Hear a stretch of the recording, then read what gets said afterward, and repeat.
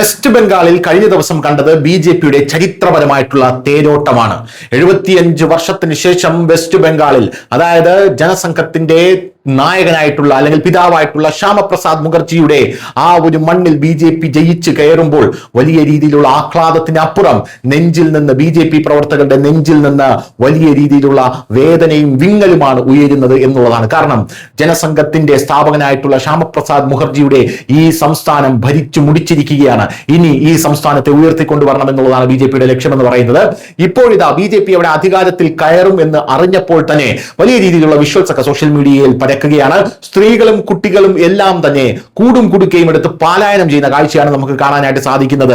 എന്താണിതെന്ന് ചോദിച്ചു കഴിഞ്ഞാൽ, വെസ്റ്റ് ബംഗാളിൽ ബി.ജെ.പി വരുന്നതിന് മുമ്പ് തന്നെ അവിടെയുള്ള ഇൻഫിൽട്രേറ്റേഴ്സ് അല്ലെങ്കിൽ നുഴഞ്ഞു കയറ്റക്കാരായിട്ടുള്ള ബംഗ്ലാദേശികൾക്ക് വലിയ രീതിയിലുള്ള മുന്നറിയിപ്പ് കൊടുത്തിരുന്നു. ആ മുന്നറിയിപ്പ് എന്ന് പറയുന്നത്, നിങ്ങൾ തയ്യാറായിക്കൊള്ളൂ, നിങ്ങളുടെ മാതൃരാജ്യത്തേക്ക് തിരിച്ചു പോകാൻ എന്നുള്ളതാണ്. ഇതിനെ തുടർന്ന് വെസ്റ്റ് ബംഗാളിലെ പാർലമെന്റിൽ അവിടെയുള്ള എം.പിമാർ പറഞ്ഞത്, ബംഗാളിൽ ബി.ജെ.പി വരാൻ പാടില്ല, ബി.ജെ.പി വന്നു കഴിഞ്ഞാൽ ബംഗ്ലാദേശിലേക്ക് അവിടെയുള്ള ബംഗാളികളെ മുഴുവൻ ഇങ്ങോട്ടേക്ക് പറഞ്ഞയക്കും, അങ്ങനെ പറഞ്ഞയച്ചു കഴിഞ്ഞാൽ നമ്മൾ വീണ്ടും കുഴപ്പത്തിലാകുമെന്നാണ് അവർ പ്രധാനമായിട്ടും പറഞ്ഞത്. പക്ഷേ ബി.ജെ.പി അവരെ പറഞ്ഞയക്കേണ്ട ആവശ്യമില്ല. ബി.ജെ.പി പറഞ്ഞയക്കുന്നതിന് മുമ്പേ, പുതിയ സർക്കാർ അവരെ പറഞ്ഞയക്കുന്നതിന് മുമ്പ് തന്നെ അവിടെ വലിയ രീതിയിലുള്ള പലായനം കാണാൻ സാധിക്കുന്നു എന്നുള്ളതാണ് പ്രധാനപ്പെട്ട റിപ്പോർട്ടുകൾ നമുക്ക് ലഭിക്കുന്നത്. സ്ത്രീകളും കുട്ടികളും എല്ലാം തന്നെ അവർ വീഡിയോയിൽ പറയുന്നത്, ഞങ്ങൾ രക്ഷപ്പെടാൻ പോവുകയാണ് എന്ന് പറഞ്ഞാണ് അവിടെ അവർ പലായനം ചെയ്യുന്നത് എന്നുള്ളതാണ് പ്രധാനപ്പെട്ട റിപ്പോർട്ടുകളെല്ലാം തന്നെ സൂചിപ്പിക്കുന്നത്.